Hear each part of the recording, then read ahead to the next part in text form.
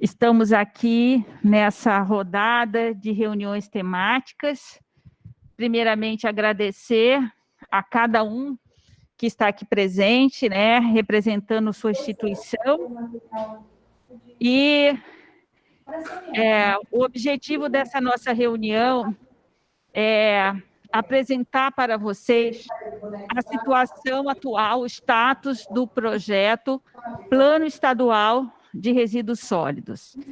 E essas reuniões temáticas, elas têm como objetivo apresentar um documento que a gente chama um documento preliminar de tudo aquilo que nós, durante esses meses, desde agosto de 2020, estamos trabalhando na elaboração do plano. Vocês vão receber, a partir de segunda-feira, esse documento vai estar disponível no site, para que vocês possam fazer as considerações. Então, primeiramente, não é um documento pronto acabado, mas é um documento resultante de todos os dados que acessamos e organizamos para desenhar, né, esse plano estadual de resíduos sólidos. O trabalho, ele se baseou num termo de referência elaborado pela SEMA e que gerou um contrato junto à Unicelva e a contratação da UFMT. A gente chama de a parceria com a UFMT. E tudo isso, todo esse termo de referência se baseia na Lei de Resíduos Sólidos 12.305 do ano de 2010. Essa lei, ela estabelece e define a obrigatoriedade da elaboração dos planos estaduais de resíduos sólidos. E Mato Grosso constitui, na verdade, o último estado da federação que está elaborando esse plano.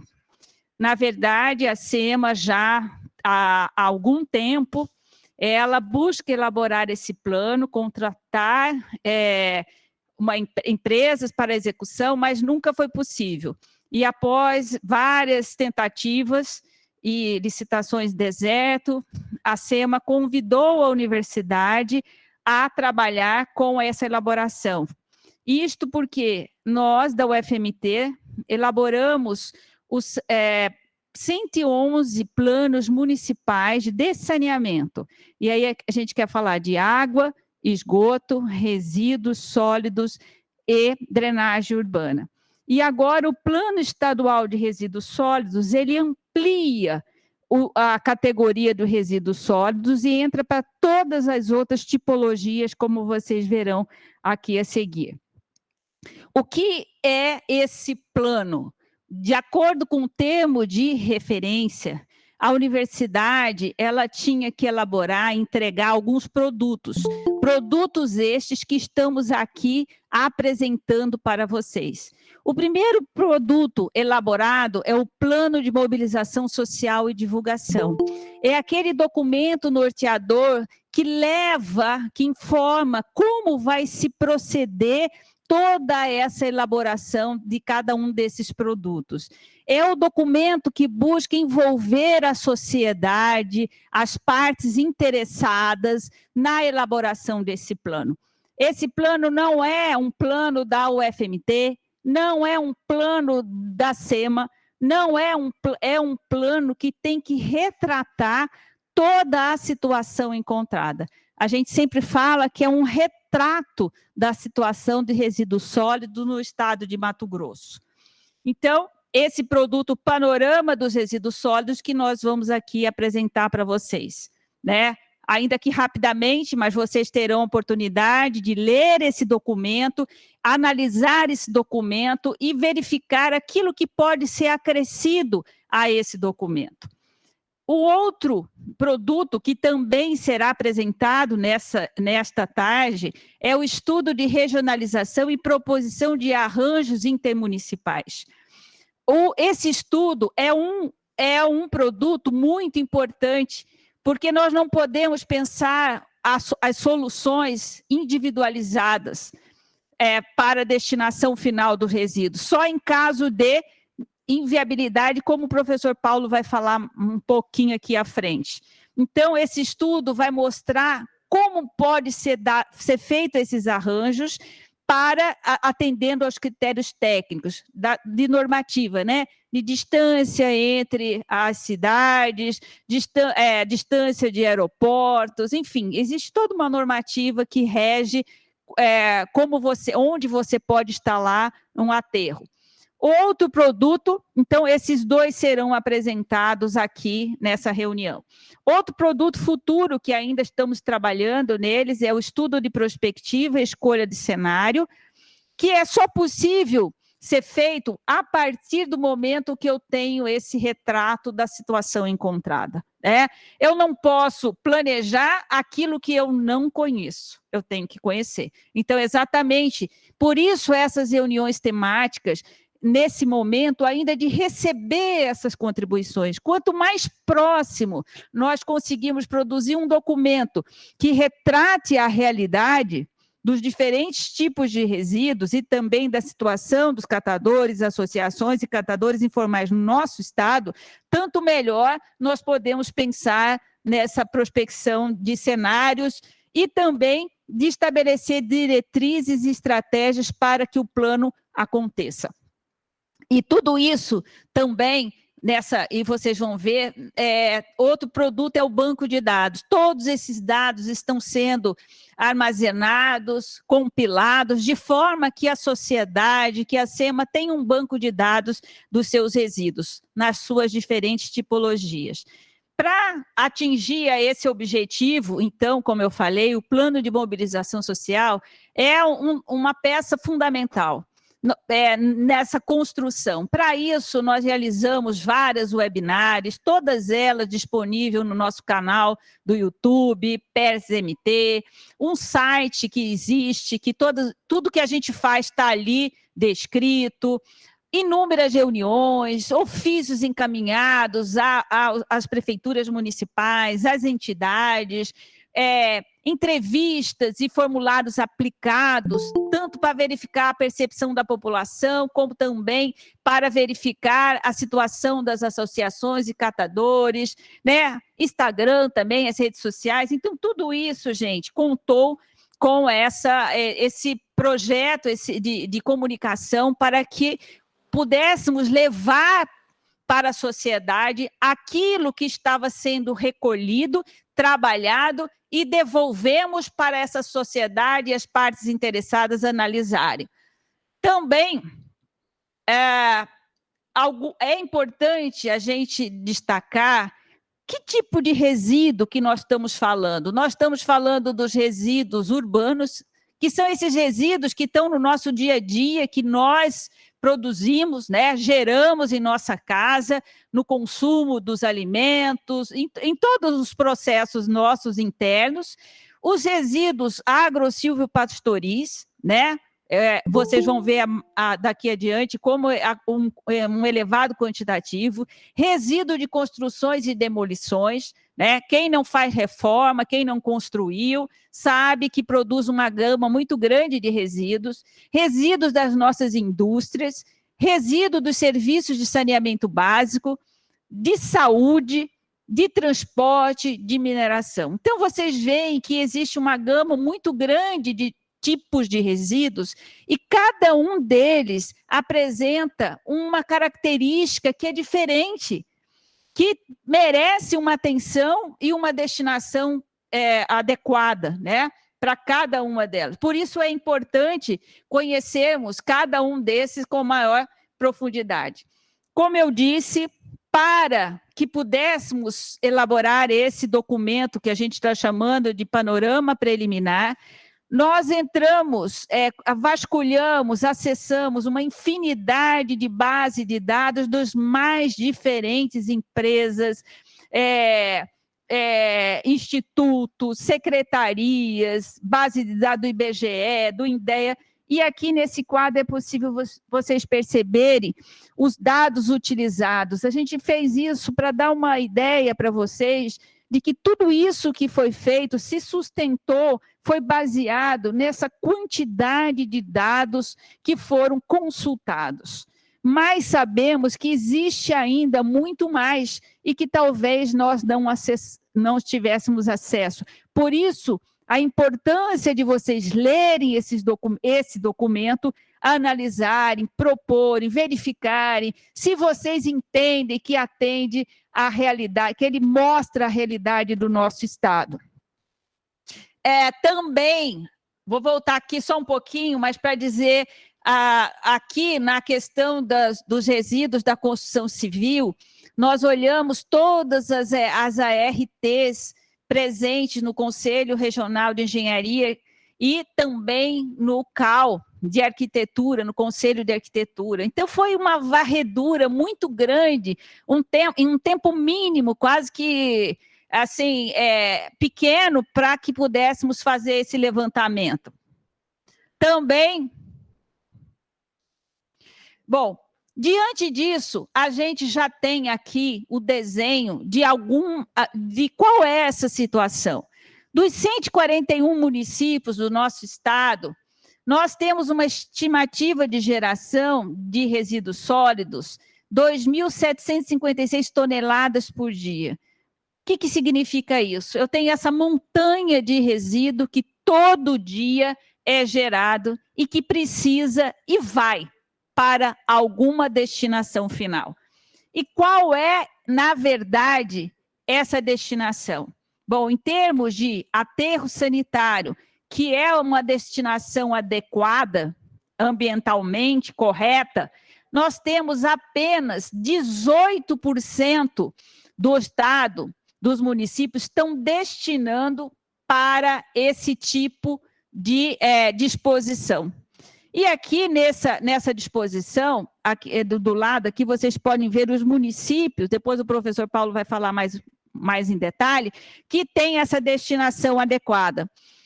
E nessa destinação, você tem todo o controle ambiental, né? A coleta do chorume, do gás produzido, né? E do ponto de vista social também. E qual é o grande problema? Nós temos 82% dos nossos municípios que destinam os seus resíduos gerados para os lixões. E aqui temos essa triste realidade e temos esse grande problema com consequências e impactos das mais diversas magnitudes do ponto de vista social, econômico, ambiental, né? E esse é um grande problema. Então, o que nos leva a entender que essa situação posta no Estado, que modelo que é esse? O modelo existente do nosso Estado na gestão dos resíduos sólidos urbanos, ele é um modelo insustentável. Por quê? Ele retira, coleta o resíduo produzido e destina inadequadamente, com todos os outros tipos de impacto. E com uma visão muito antiga, que nós temos que mudar isso, que é aquela visão de eu coletar e destinar, eu uso o recurso e enterro. E vocês vão ver o que nós estamos enterrando, né? Então, é duplamente impactante. Para fazer esse levantamento da caracterização, nós usamos como base dados dos planos municipais de saneamento de 10 cidades mato-grossenses que nós havíamos feito essa caracterização. Então, só para vocês entenderem da onde vem essa base de dados. O que tem, então, dentro desses resíduos que nós geramos? Que material? 53% é matéria orgânica. Olha a grande quantidade de matéria orgânica produzida, que é todo dia gerada em nossos resíduos. 14% plástico, 13% papelão, 11% são rejeitos. É aquele que não tem o que fazer. É aquele material que eu não tenho como aproveitar de forma alguma. E é essa categoria de material que a lei diz que você tem que destinar para seus aterros, e não todos esses materiais aqui em conjunto. Então, o que mostra para nós? Que hoje, mesmo os aterros que existem corretamente, estão ainda fazendo o quê? Destinando toda sorte de material. Então, isso eu preciso de uma quantidade maior diária. E estou enterrando um tesouro. Materiais esses que podem ser reaproveitados, gerar riquezas e renda para, não só apenas para as associações de catadores e cooperativas. Quando eu falo não só apenas, é porque as associações e cooperativas, os catadores, eles são parte integrante dessa legislação. Ela inclui dentro da cadeia a importância deles agirem aqui e gerarem renda, e são muitos que nós temos aqui no nosso estado. De acordo com o último levantamento no CAD único, nós temos cadastrado 3.007 catadores. Também, vamos olhar aqui rapidamente, falamos então todo esse momento desses resíduos sólidos urbanos, mas produzimos outros tipos de resíduos, por exemplo, resíduo de saneamento, numa quantidade menor. O que é isso? São os resíduos provenientes das estações de tratamento de água e esgoto. Resíduo, quando entra água numa estação de tratamento, eu gero resíduo também. O produto químico que eu vou misturar na água para formar o floco e fazer todo o processo de limpeza dessa água, eu gero resíduo. E esse resíduo precisa também ir para uma destinação adequada. Na estação de tratamento de esgoto, na mesma sorte. No estado, nós temos 75 estações de tratamento de água. Aí vocês vão perguntar, mas e o resto? É porque nos outros municípios nós temos também a captação subterrânea, os poços. A água do poço, ela não recebe produto químico, ela é clorada, né? Então, por isso, temos 75 estações de tratamento. E de esgoto? Temos poucas estações de tratamento de esgoto, porque, infelizmente, esse não é um bom indicador do nosso estado em termos de cobertura de rede de coletada de efluente coletado e tratado, que é um desafio muito grande para o nosso estado. Mas eu também tenho o esgoto, se a gente lembrar, se eu tiver uma fossa dentro da minha casa, né? Essa fossa também vai gerar resíduo, e aí eu vou chamar um limpa-fossa que vai lá coletar esse lodo. E vai levar para onde? Quer dizer, não tem escapatória, né? Nós geramos. Tudo que nós falamos aqui, nós temos que pensar que é parte daquilo que nós geramos. Então, o problema do resíduo sólido é nosso também, né? É de cada um. O serviço de saúde também, né, em menor quantidade, mas também é um resíduo com contaminantes, né, com classes e resíduos perigosos, então também merece atenção. Os resíduos sólidos industriais produzidos no nosso setor da agroindústria, das indústrias, resíduos sólidos da construção civil e de demolição, que eu falei, né, nós construímos ou reformamos, todo mundo vê uma caçambinha na rua, né, e ali está cheio, muitas vezes, não só de restos de materiais de construção, mas também de alimento, né, de próprio resíduo domiciliar que as pessoas acabam jogando ali. Resíduos sólidos agro-silvopastoris, olha, esse quantitativo chama atenção, nossa, como é essa quantidade. Sim, somos um estado produtor, né, de grãos, um estado do extrativismo, então nós temos resíduos produzidos.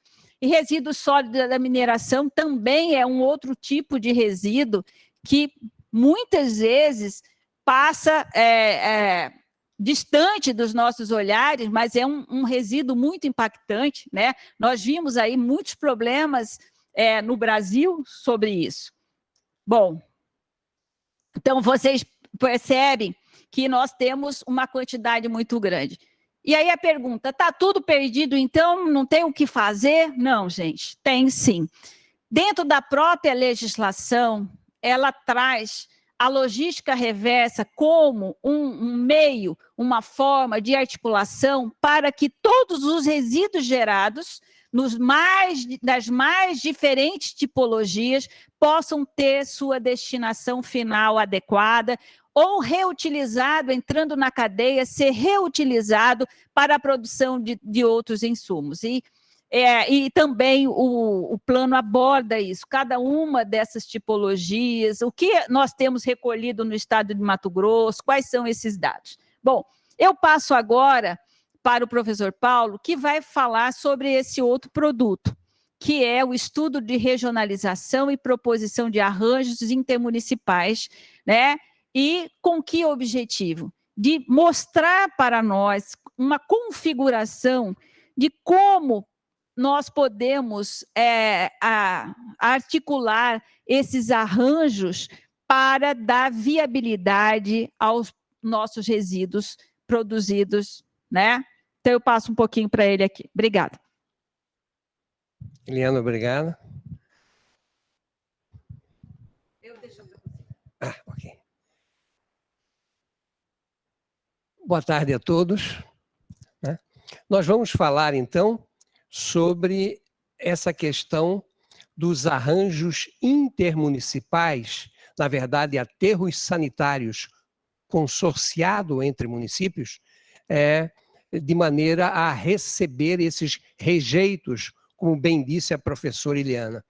Para chegar no rejeito, nós temos que avançar muito no processo de retirada do material que pode ser valorado, né? E pelo gráfico, pelo quadro que a professora Eliana mostrou, vocês veem aí que, teoricamente, nós temos pouco mais de 80% dos nossos resíduos com possibilidade de serem reciclados. Isto é, os rejeitos são em torno de 20% somente. 80% nós podemos reciclar. Desses 80%, cerca de 50%, um pouquinho mais, é matéria orgânica putrescível, matéria orgânica biodegradável, que é responsável pelo maior nível de impacto nas áreas de disposição ou de destinação final. Porque é esse material que é a energia, a base de formação do nicho ecológico, que atrai aves, atrai roedores, propicia atividade microbiana, produz gases, produz chorume, produz mau odor, transmite doença, compromete o meio ambiente e traz problemas de ordem sanitária, de saúde pública. E também nós sabemos que a maior parte dos nossos trabalhadores com material de catação de reciclável está normalmente nos lixões. Então, imagine o impacto na sua saúde. Né? Bom, isso colocado, nós vamos aqui fazer um cenário até com uma certa utopia, né? Porque ele na verdade, nós vamos mostrar o potencial de quanto de material que nós estamos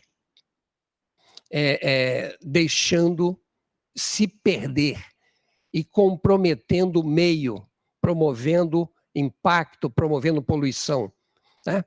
Só para vocês terem uma ideia. E quanto que isso significa em termos de recursos, quer dizer, quanto é que nós estamos deixando de ganhar nessa questão. A Política Nacional de Resíduos Sólidos, ela estabelece para o Brasil, aqui no quadro primeiro, na tabela primeira, ela estabelece metas de retirada desses recicláveis inertes, né, de 2020 para 2040, variando de 2,2% a 20% dos recicláveis. Essa é a meta do Plano Nacional, né? Nós variamos de 2,2%, até 2004 avançamos para 5,7%, 28, 9,2% para 32, 12,8% para 2036, 16,4% e 2040, 20%.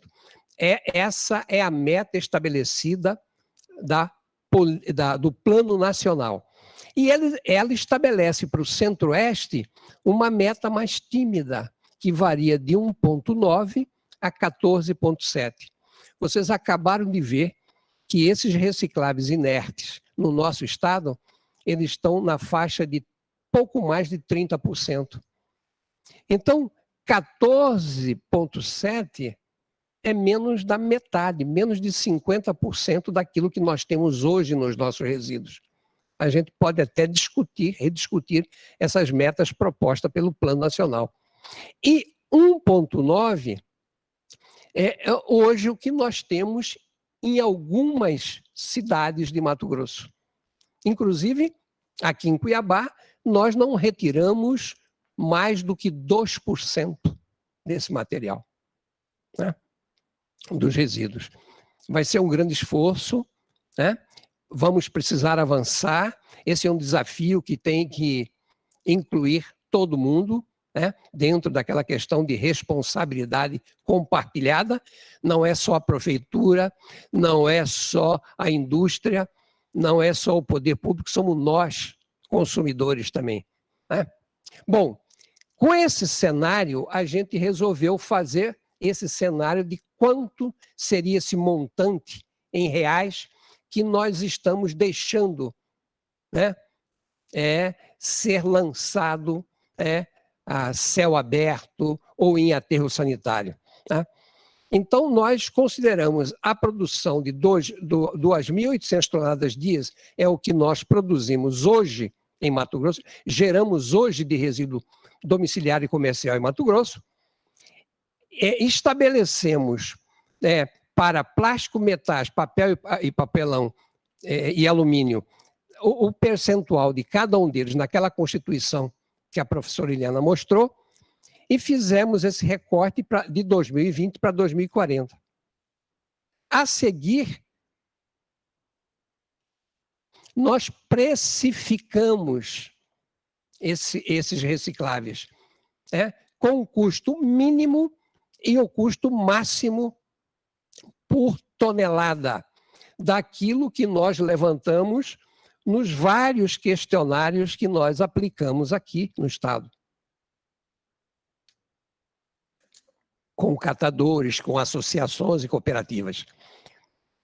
E aí vocês observam que hoje, em 2020, esse 1,9% de recicláveis nos resíduos poderiam nos gerar um mínimo de R$900 mil por mês a 2.600.000 por mês.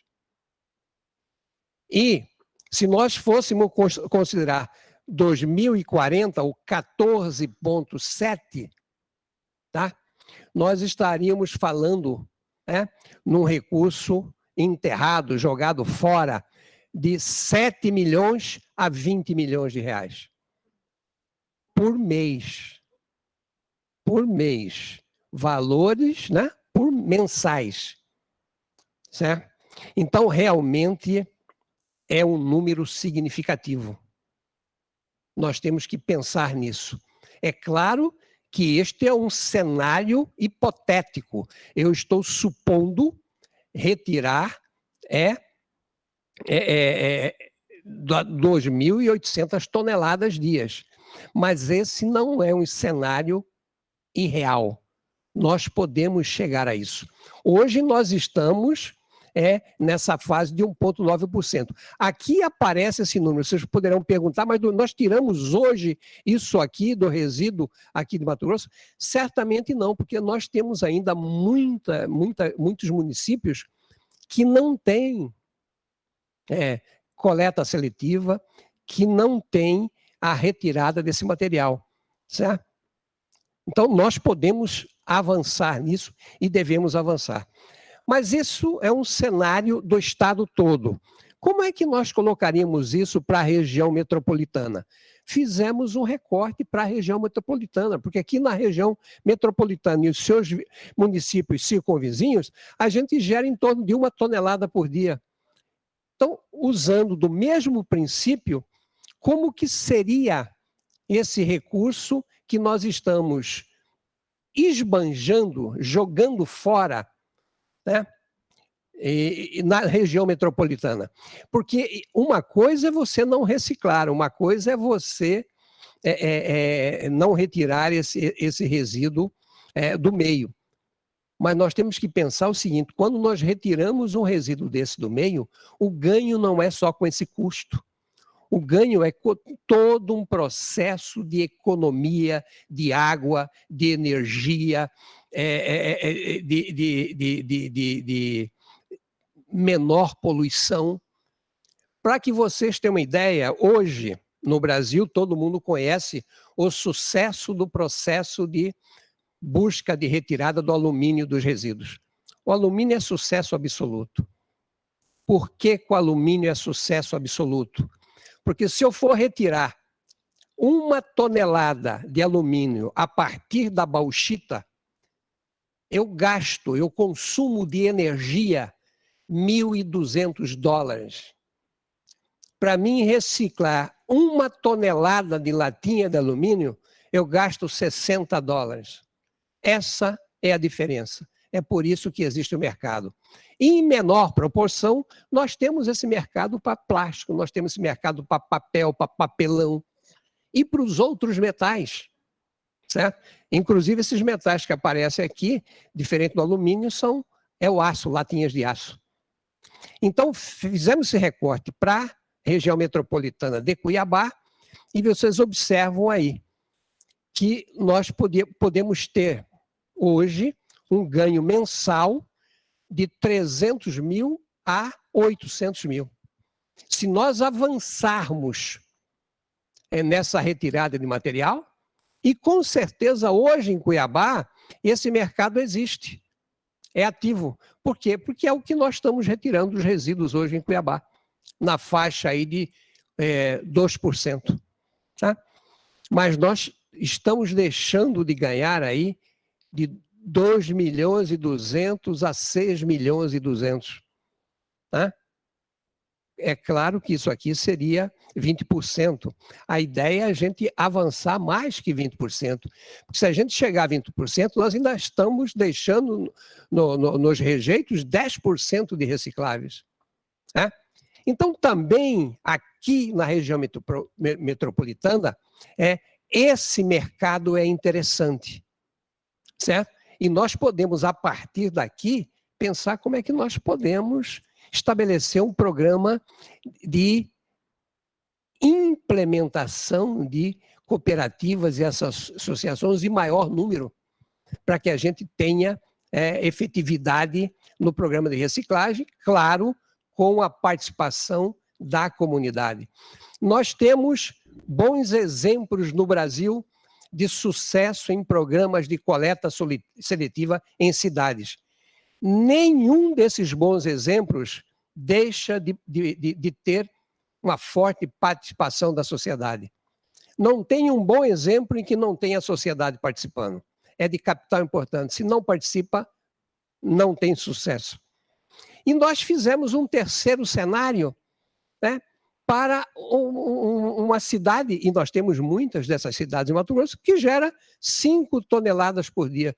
Usamos o mesmo princípio e chegamos lá, uma cidade com 5 toneladas por dia, ela poderia gerar, no mínimo, 1.600, né, no máximo, para 2020, 4.600, e se nós chegarmos a 14,7, 12.500 a 36 mil por mês. Isso também é muito importante para a gente pensar como é que a gente arranja o número de pessoas envolvidas no processo das associações e cooperativas. Por quê? Porque essas coisas precisam ser arranjadas de maneira que as pessoas tenham, no final do mês, recurso para se sustentar. Se eu tenho aqui R$1.600 por mês, certo? Eu tenho aqui um arranjamento mais familiar, né?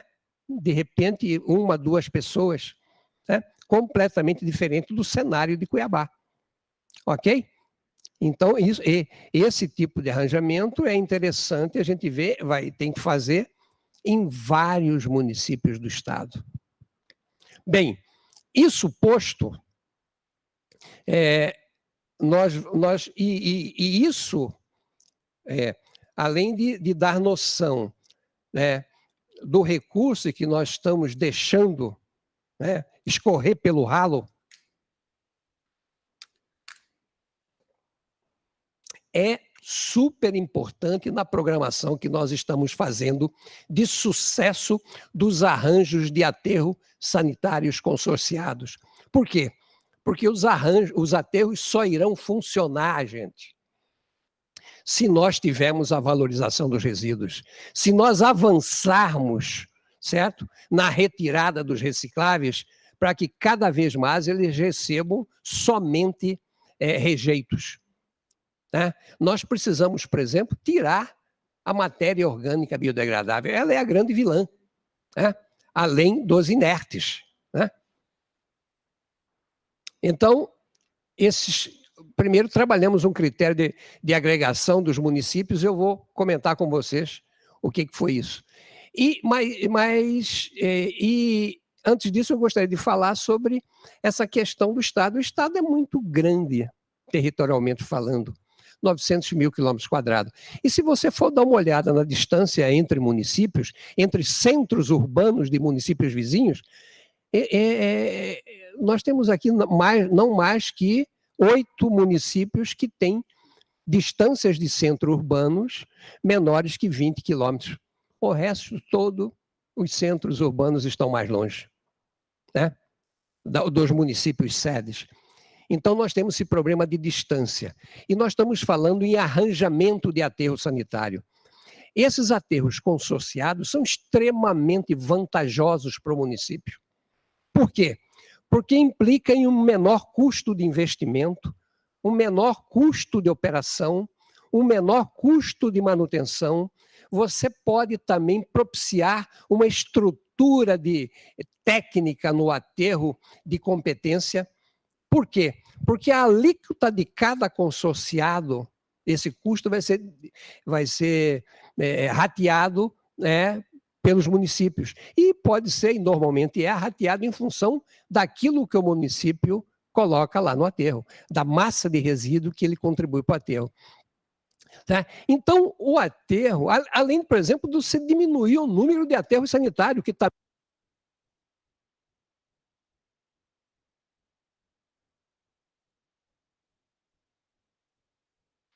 Obrigado. Então, essas questões são questões que nós colocamos, para que vocês pudessem ter uma ideia da complexidade que é distância dos municípios. Por quê?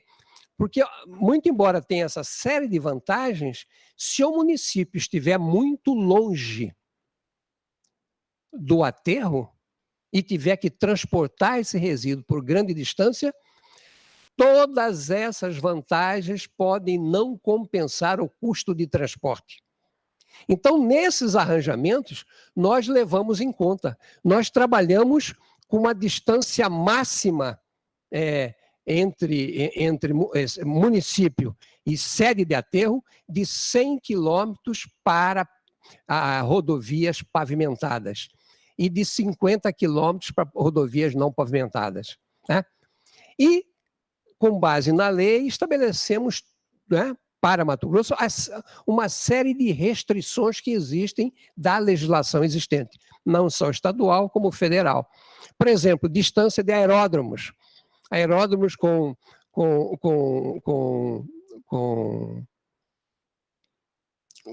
maior instrumentalização, tipo de Cuiabá, por exemplo, Rondonópolis, tem que estar pela lei a 20 quilômetros de distância ao aterro, ou qualquer sistema de confinamento de resíduo. Aeródromos que trabalham só visualmente, não tem instrumentação, 13 quilômetros.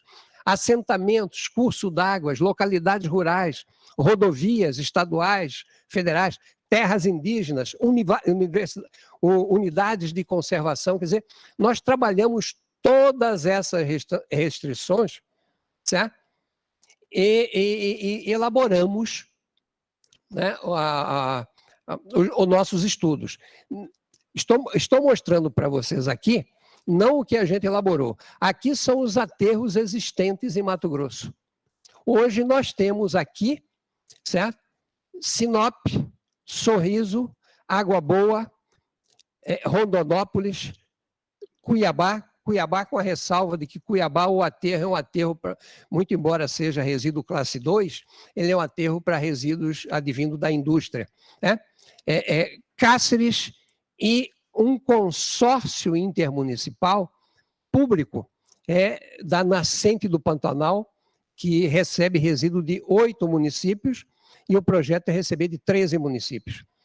Estes 3 aterros, Sinop, Sorriso e Água Boa, são aterros privados e que recebem dos municípios circunvizinhos. O aterro de Rondonópolis também é um aterro privado, só recebe de Rondonópolis. E o aterro de Cáceres é um aterro público, mas terceirizado. A operação é de uma empresa privada. Então, isso é que nós temos, que a professora Eliane estabeleceu aí, que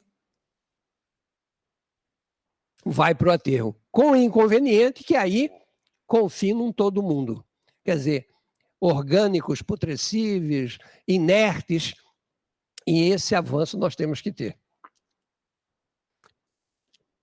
Estabelecemos 3 tipos de arranjos para os aterros.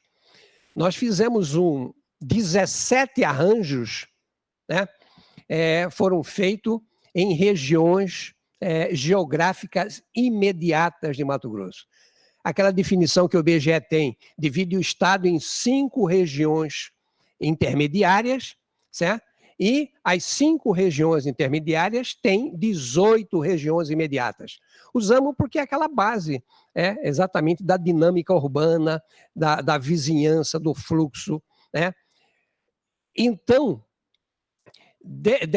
dessas 18, 3 delas têm 2 sedes, então, na verdade, são 21. E nós arranjamos aqui 17 aterros sanitários, né, contemplando 84 municípios. Certo? Vocês veem, o estudo ambiental para localização, a gente fez quase que no estado inteiro. Vocês veem essa legenda com as áreas restritas que não pode ter aterro. Vocês veem essa área aqui em laranja. As áreas em laranja são as únicas áreas possíveis de se localizar aterro, em função desses estudos restritivos aí, certo? Mas vocês veem aqui uma série de municípios que está fora dessa área de influência aqui de um raio de 100 quilômetros. Olha, tem municípios aqui fora. Olha, aqui e mesmo assim vocês vão ver municípios que estão dentro da área de influência, mas tendo uma opção diferenciada porque está a mais de 100 quilômetros do município sede do aterro. Ou então está a menos de 100 quilômetros, mas está a estrada de terra. Então não consegue, em um certo período do ano, levar o resíduo até lá. Então todo esse pensamento foi feito, né? Então esse arranjo é um arranjo que levou em conta as regiões intermediárias e deu origem a 17 aterros contemplando 84 municípios, envolvendo uma população de cerca de 2.300.000 habitantes. Sabemos que o estado tem 3,5 milhões em torno dela. Só para você ter uma ideia, aqui é a região de Cuiabá. O que a gente propôs para Cuiabá? A gente propôs a possibilidade de um aterro sanitário, certo? Recebendo resíduos de 10 municípios. Certo? É possível isso. E mais, além de ter as regiões em laranja, que oferecem condições para instalação de aterro, nós pré-definimos a área do aterro aqui nessa região em azul. Certo? É claro que a gente vê nesse mapa uma questão de escala, parece uma tripazinha, né? Mas ela tem uma área bastante significativa, é uma diferença distante de Cuiabá de 15 a 25 quilômetros. Então, é uma largura significativa de 5 quilômetros nessa faixa toda, certo? Vocês veem uma série de manchinhas aqui branca que não tem nada, né? E são áreas de restrições. Nós temos em Mato Grosso 522 aeródromos. Então é isso que está aparecendo, essas manchazinhas, todos os aeródromos. E por isso mesmo não podemos instalar aterros. Fizemos também o outro arranjamento exatamente desses municípios que estavam fora, certo? Então, esses municípios aqui, nós instalamos outros arranjos, 13 outros arranjos, e contemplamos 34 municípios, né?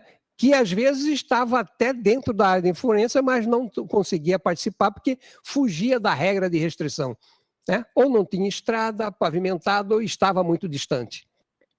Então, também fizemos esses arranjos. E, por último, fizemos, para fechar os 148 municípios, propusemos ainda para 23 municípios a solução individual. Por que solução individual? Porque não é possível, neste momento, fazê-los participar desses arranjos. Alguns por estarem longe de todo mundo. Aqui, Rondolândia, Vila Rica, Cocalinho, quer dizer, não dá, a distância é muito grande, não existe viabilidade econômica para ele levar o lixo no arranjo mais perto, né? Mas também tem alguns que dependem única e exclusivamente de infraestrutura. Se nós colocarmos boas rodovias pavimentadas, ele pode arranjar. Então, hoje, esses arranjos, nós temos previsto 53 aterros sanitários para Mato Grosso. 23 deles individuais e o restante consorciados. Certo? Para atingir essa proposta, nós precisamos de um programa extremamente audacioso, porque não é só investimento em licenciamento, instalação dessas obras. É todo um programa de valorização de resíduos. Certo? É todo um programa de responsabilidade para que a gente retire esses recicláveis desse ciclo vicioso de ir para lixão. Então, eu encerro aqui e abro a palavra para vocês para fazerem os questionamentos, as perguntas. Estamos aqui abertos para isso. Muito obrigado.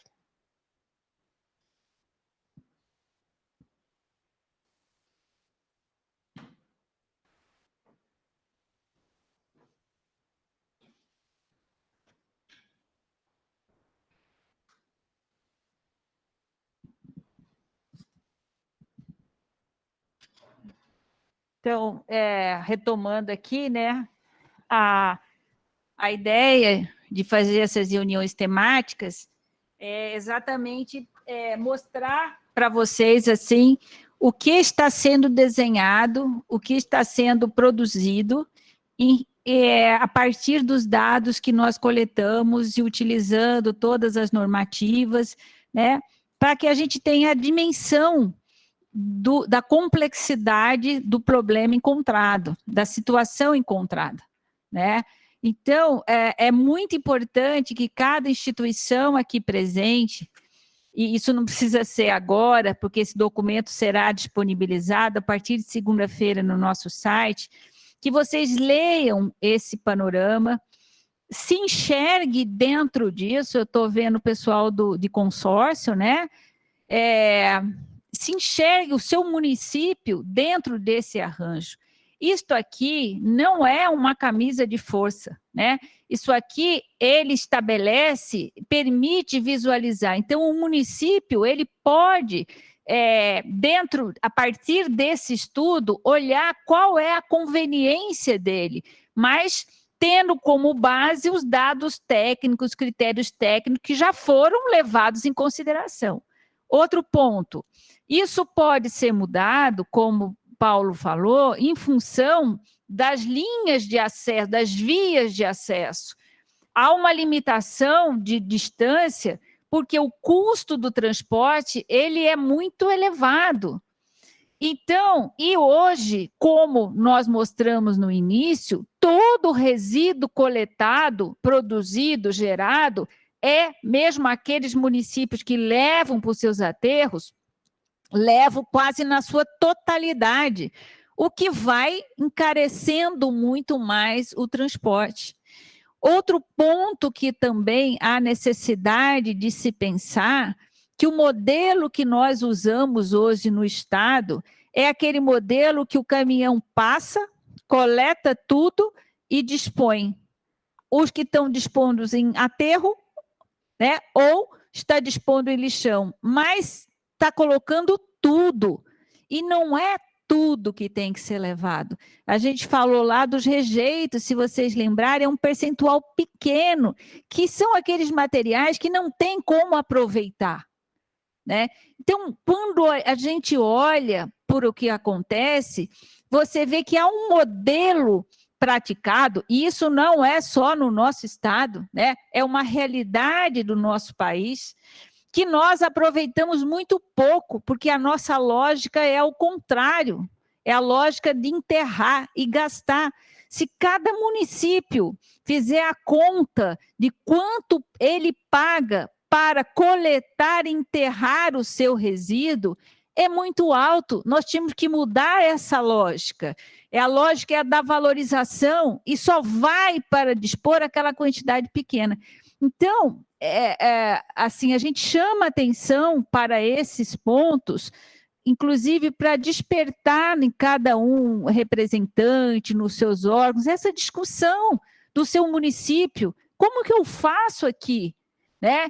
E quando nós fizemos essa simulação de quanto isso representa do ponto de vista financeiro, nós chegamos a essa conclusão que nós estamos enterrando e deixando de explorar no bom sentido esse material, né? Então, é nesse sentido que a gente se coloca primeiro, para as dúvidas, né? Que nessa apresentação, das contribuições que venham, ou agora, ou futuras, né? Estamos aqui, porque ainda estamos fazendo as reuniões temáticas preparatórias para as audiências que vão ocorrer no período de 12 a 16. Tem aqui. De 12 a 16 de abril. Então, nós temos tempo, sim, das pessoas contribuírem. Então, eu vou parar aqui para que vocês possam perguntar.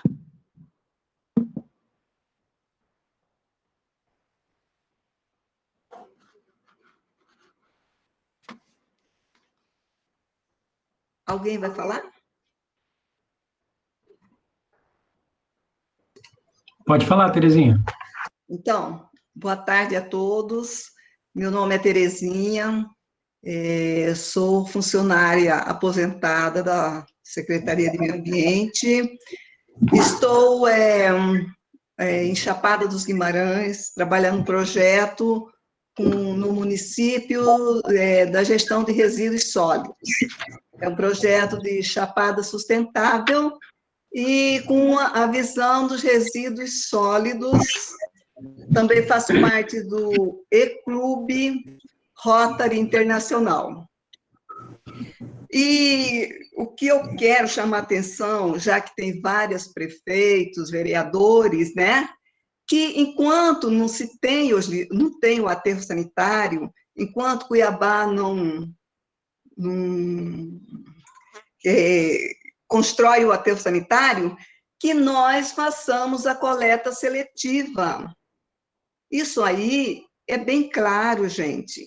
É muito dinheiro enterrado, é muita gente passando fome, e o poder público não vê esse lado, não vê essas coisas. Então, é isso que eu quero chamar a atenção para a questão dos catadores, que eu sempre trabalhei com catadores de materiais recicláveis no órgão público, na SEMA, e continuo trabalhando, viu?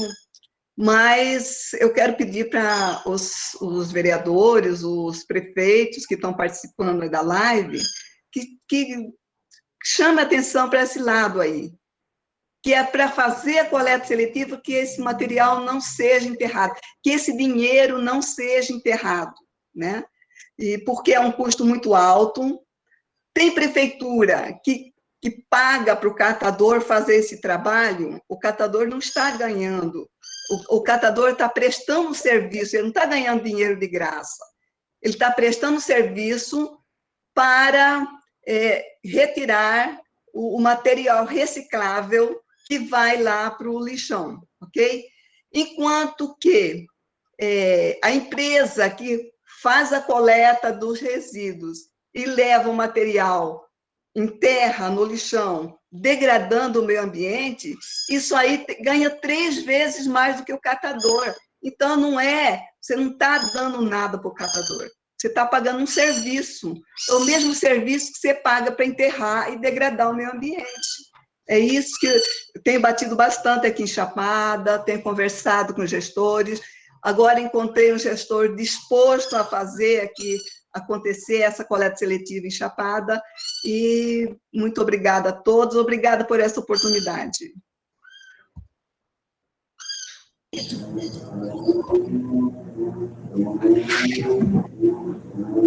Bem, boa tarde a todos. Eu sou aqui de Cotriguaçu e agora estamos aqui numa gestão nova, onde o prefeito me colocou à disposição para a gente tentar resolver a questão do aterro sanitário, além do aterro sanitário, da água e do esgoto, que é um dos grandes problemas. Nós estamos aqui a aproximadamente 950 quilômetros, né, da capital, Mato Grosso, e recentemente, aliás, algum governo atrás, nós tínhamos aqui um processo de trabalho de implantação de um aterro sanitário. Um dos grandes problemas é a distância, a logística, né, de se fazer todo esse processo de trabalho, né, não só de coleta seletiva, mas sim de água, esgoto, de vida para a população.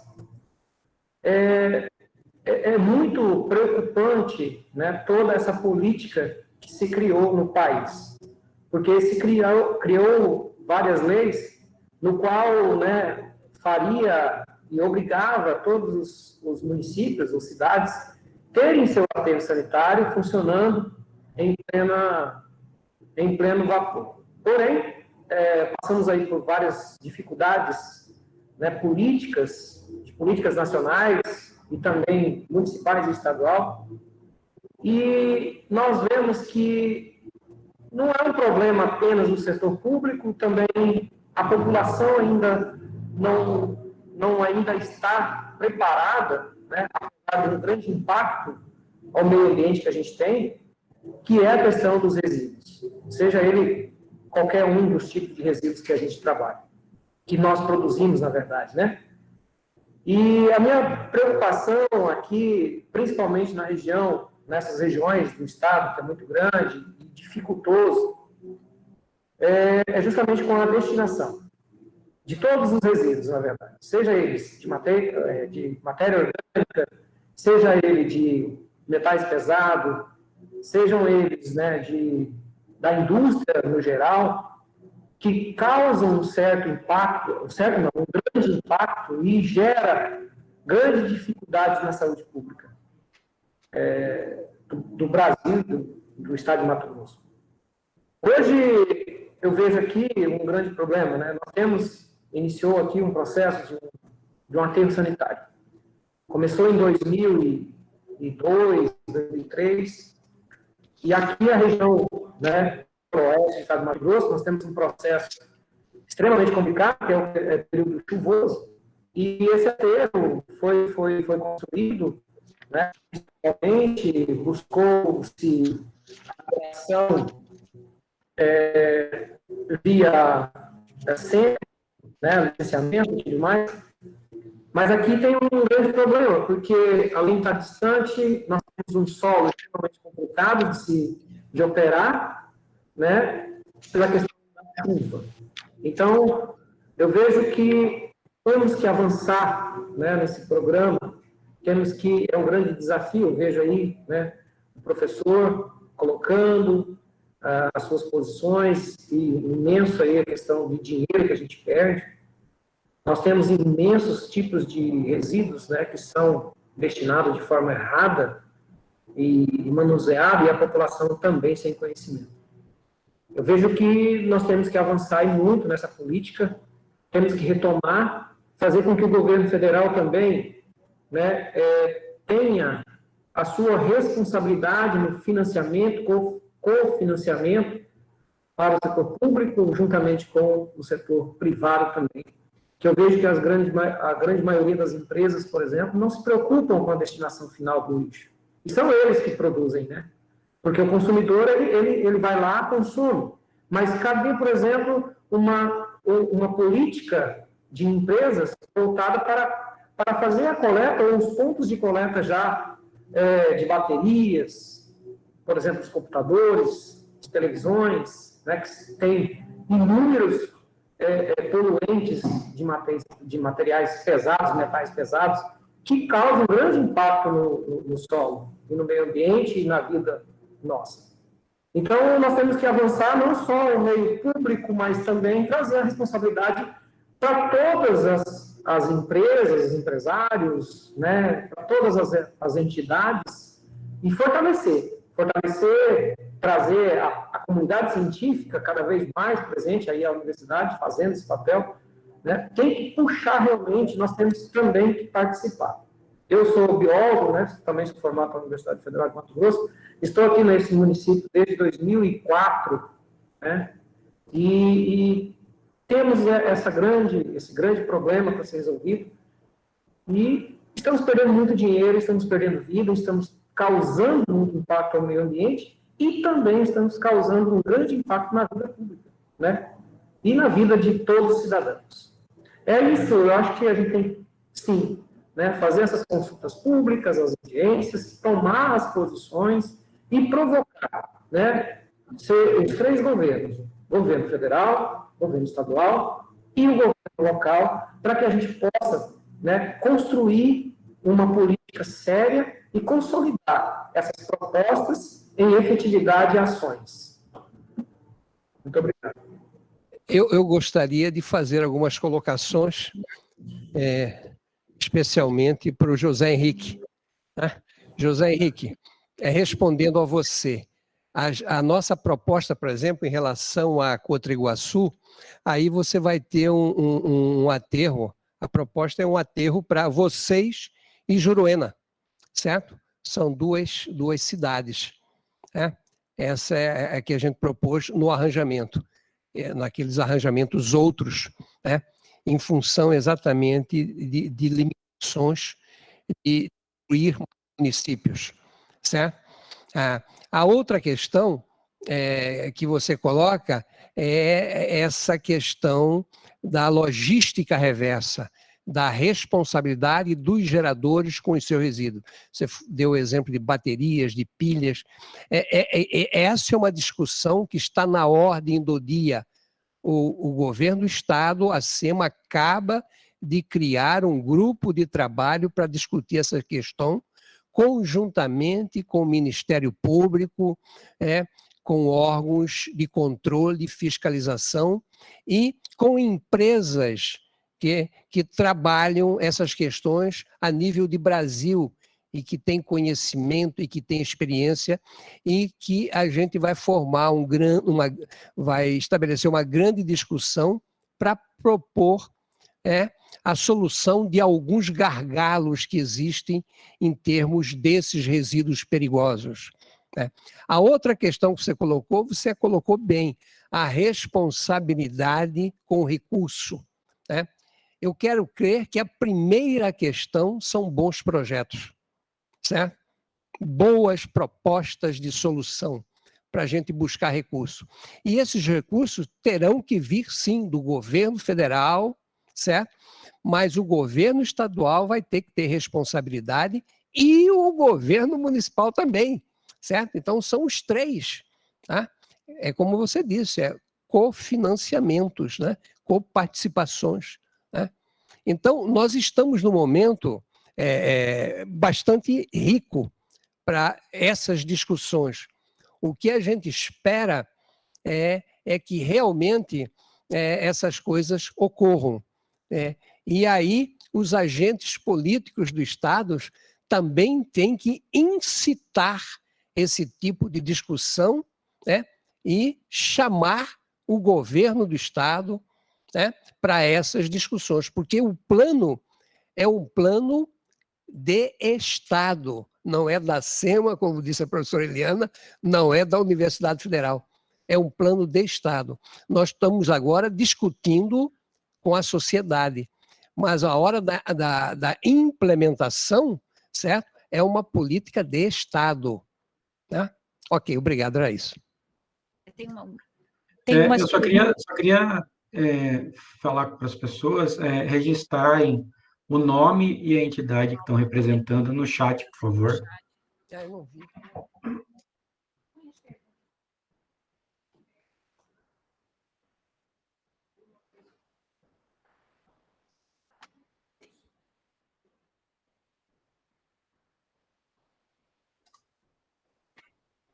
Professor, professora, no chat não tem pergunta,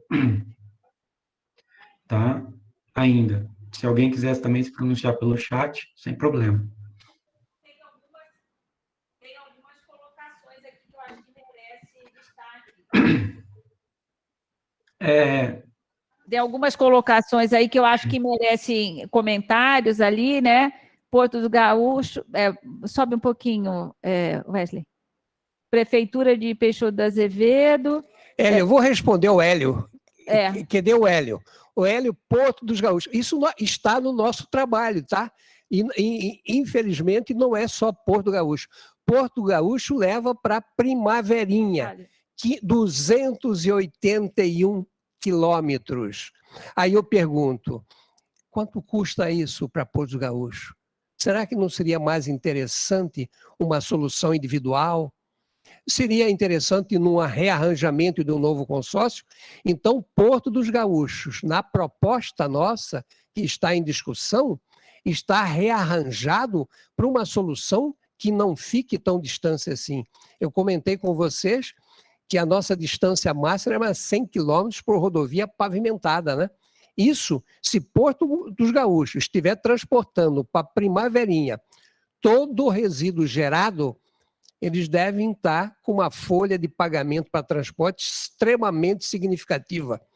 É preciso lembrar que Sinop, até pouco tempo atrás, levava para Primaverinha, está a 120 quilômetros, pavimentada, certo? 90 toneladas, em média, 90 toneladas dia. Isso custava mais de R$200 mil por mês para Sinop. Tá? Só o transporte, eu estou falando aqui só de transporte. É por isso que no nosso rearranjamento a gente estabeleceu restrições, né? Pensando exatamente na economia. Agora, a reclamação dele. Hélio, há uma reclamação por parte de empresas que tem vários resíduos que o preço não cobre o custo de transporte, ficando inviável a sua reciclagem. Sim, essa é uma outra questão. Nós, infelizmente, aqui no Estado, nós não temos empresas recicladoras, né? Aqui nós temos ainda, faz uma reciclagem de um material de baixo valor ajustado. Bacia, balde, mangueira. Nós precisamos avançar na questão dos recicláveis de plástico, nós precisamos avançar nos metais, isso virá com o tempo. O primeiro passo é você retirar eles dos resíduos. Mas aí, voltando à sua questão, custo é uma questão delicada. Por quê? Porque o custo de transporte, às vezes, inviabiliza a reciclagem. Quando nós falamos aqui rejeito, o conceito de rejeito, ele é muito bem estabelecido. Mas quando você for fazer na prática um programa de reciclagem, você só vai fazer do material que tem valor de mercado. O que a experiência tem dito em vários estados brasileiros? Que às vezes você tem numa região 3, 4 materiais que têm valor de mercado, você começa o processo de reciclagem, você estabelece o programa e o número de recicláveis aumenta em função de interesses outros. Né? Mas esse é um grande... Inclusive, um dos grandes gargalos nossos aqui em Cuiabá, por exemplo, é o vidro, certo? Que tem um baixo valor, o produto, digamos assim, virgem, certo? E o custo de transporte para levá-lo para o sistema, para o estado que processa, termina não tendo a atratividade do órgão reciclador para vir comprá-lo aqui. Mas existe solução. E essas soluções baseiam em quê? Primeiro, qualidade. Você fazer a segregação separada. Vidro colorido, vidro incolor, qualidade do vidro e, principalmente, montante do material para ser transportado. Né? Pode interessar, sim. Hoje se discute isso aqui em Cuiabá, dentro desse programa de logística reversa. Um dos programas é o programa do vidro, para ver se viabiliza isso aqui no estado.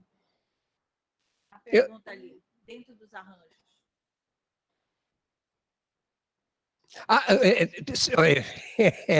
Vinícius, Miranda, é uma boa questão, né? Porque a gente sabe muito bem por que os aterros dos pequenos municípios não funcionam. A Funasa, por exemplo, e o José Henrique acabou de dar o exemplo aí de Cotriguaçu. Certo? Se faz o licenciamento, se consegue recursos para implantação, e aí o sistema naufraga dentro de pouco tempo. A Funasa, nesses últimos anos, investiu 35 milhões em financiamento de aterro Mato Grosso. Me corrija, Fernando, me parece que só tem um em funcionamento, né, Fernando? Exatamente aterros individuais. Então, teoricamente, quando você associa, você tem muito mais possibilidades de sucesso, primeiro, em função do custo de investimento para cada participante. Segundo, porque ao associar e você reduzir o custo de cada participante, você pode colocar uma estrutura melhor lá, custando menos, uma estrutura profissional, que normalmente os aterros naufragam exatamente na operação. E a operação é a parte mais significativa. Não só o que custa mais, como é a que gera maior problema quando não bem feita. Certo? Então, o Hélio, teoricamente sim, mas nós sabemos que isso não é fácil, certo? Quer dizer, esse consórcio tem que ter personalidade independente. Eles não podem ficar reféns de picuinhas políticas, certo? Inclusive, nesse aspecto, é sempre interessante pensar na possibilidade de se construir o aterro e fazer aquilo que é próprio do serviço público, certo? Planejar, fiscalizar, cobrar, mas a operação terceirizar, certo? Então, para os grandes aterros, por exemplo, eu imagino que pode ter algumas cidades, alguns consórcios, pode ter a atratividade de uma concessão, mas outros podem ser bastante viáveis a terceirização. Então, existem, digamos assim, um sem número de possibilidades de discussão e solução. Nós precisamos fazê-las agora. Eu não sei se eu respondi. Enfim. O que mais que tem? O Mário Varinhos. O Hélio também.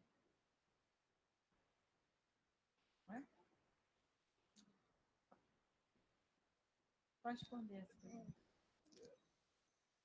Fala alguma coisa, vou procurar onde está isso. Tá.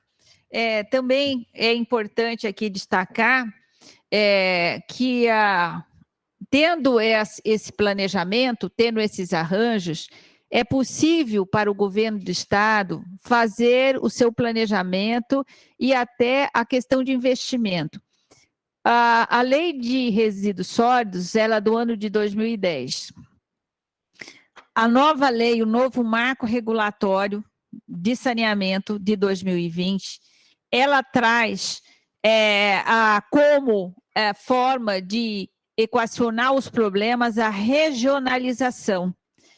E aí, isto significa que você pode constituir os blocos de municípios para solucionar. Então, com esses arranjos, é possível você verificar, o Estado planejar junto aos municípios, junto aos consórcios, qual é a natureza jurídica, qual é o melhor modelo a ser implementado.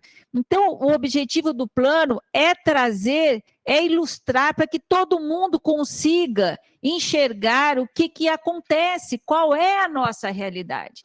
Nós sabemos, aqui nós temos a presença do Tribunal de Contas do Estado, nós sabemos que os municípios, eles são cobrados sobre essa questão de como estão destinando. Essa é uma realidade. O Ministério Público também cobra sobre isso, né? Então, sempre a universidade sempre busca levar essa discussão, porque a questão do saneamento no Estado, e estou falando saneamento na sua amplitude, não só a água, esgoto, o próprio resíduo e a drenagem, precisa ser colocado na ordem do dia, né? E precisa ser olhado todos os seus aspectos, né? Então, o modelo é importante. Então, esse plano, ele traz essa oportunidade de se planejar e se verificar aquilo que é mais viável, né? A professora Josita também queria fazer um comentário. Eu só quero responder para o Hélio. A Juara, Novo Horizonte do Norte e Porto Gaúcho fazem as três um consórcio. Exatamente esses três municípios, com uma população total de 42 mil habitantes. Então, é um consórcio potencialmente bastante interessante.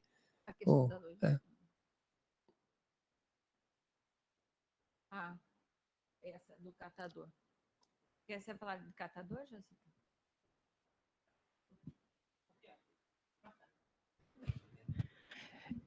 Posso falar? Boa tarde, meu nome é Josita, eu também faço parte da equipe de elaboração do plano de resíduos sólidos. Então, eu queria falar, assim, reforçar na fala da Terezinha o trabalho que ela está fazendo em Chapada. Normalmente, nós, população de um modo geral, achamos mais cômodo dizer, o governo não faz, isso aí é problema do governo, ele é que tem que fazer. Por outro lado, o governo também, o governo é população, as pessoas que estão no governo são população.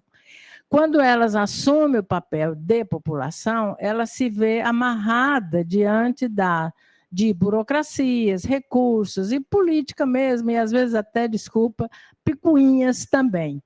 Mas aí falam, mas é a população que não faz. Então, para evitar esse jogo de empurra, que nós vivemos acostumados a isso, eu queria destacar o papel que a Terezinha está falando, como ela falou, está fazendo em Chapada. Qual que é esse papel? Eu sou geradora de resíduo, eu tenho que ser responsável por ele. Então, todas as pessoas e cada um de nós tem que fazer a sua parte. Então, a minha experiência conversando com pessoas, até pessoas de nível econômico e social até considerável, não estamos falando de pessoas, porque é ignorante, porque não sabe. Não, sabe das coisas. E jogam no lixo, no resíduo, na sua casa, tudo misturado. Por que você não separa? Porque na minha rua não tem coleta, no meu município não tem coleta.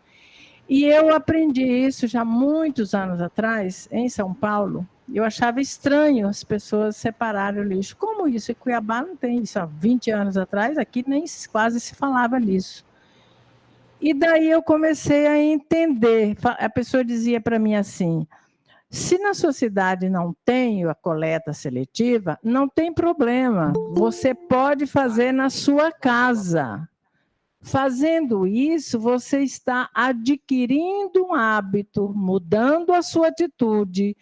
E quando houver a coleta seletiva, você já está preparado para a ação, você já está fazendo. E a minha experiência nesses 20 anos aí, sem saber muito de política de resíduo, começamos esse trabalho agora, eu estou entendendo o seguinte: nós podemos fazer cada um pouquinho, e isso vai dar resultados bastante significativos. Como a Terezinha está fazendo em Chapada, é uma rua, um quarteirão, é na rua onde ela mora. Conversa com os vizinhos, companheiro, vamos fazer isso aqui, vamos separar, vamos. Conversa com o catador da sua cidade, os catadores, que sempre há um ou outro que necessita de ter esse material. Ele vem buscar o dia que quiser, o dia que der e tal. É uma experiência que vale a pena, é gratificante e parece que não dá resultado. É aquela história famosa do beija-florzinho carregando, botando água de gota a gota lá na sua vegetação. Tá certo? Eu quero só responder para Ivone. Tá? Você falou aí Vale Guaporé. Então, na nossa proposta aqui, Ivone, eu gosto. Quando a gente está falando nossa proposta, eu gostaria que vocês lessem. Vai estar, a partir de segunda-feira, disponível para leitura de vocês. Então, dê uma olhada no arranjo do Vale do Guaporé. Nós temos aí Pontes e Lacerda como município sede, envolvendo Nova Lacerda, Conquista do Oeste, Vila Bela e Vale de São Domingos. Tá? Então, essa é a proposta, um arranjamento extremamente interessante que envolve uma população de cerca de 70 mil habitantes. Tá? Então, pela população, com certeza, esse é um consórcio economicamente interessante em termos de massa de resíduos. Tá? O Silvio falou ali. Terezinha, você quer falar? Não. Eu quero só dar uma notícia boa para a Josita. Josita, agora nós não vamos fazer só na nossa rua, nós vamos fazer na cidade. A Secretaria de Agricultura abraçou o nosso projeto, então nós vamos fazer junto com a prefeitura, ok? Era isso. Professor, eu gostaria de fazer uma pergunta. Pois não. Na apresentação, que existem uns locais em branco, né? Que eu não entendi o termo que o senhor usou, e eu gostaria de saber, gostaria de entender um pouco melhor, que o senhor pudesse. Tá certo que a gente pode estar no relatório que vai estar feito no e-mail? Quando vocês lerem o documento, vocês vão ver, inclusive, um mapa que mostra isso específico. E, por exemplo, esses locais aqui, aqui em brancos, né? Essas coisas circulares são os aeródromos.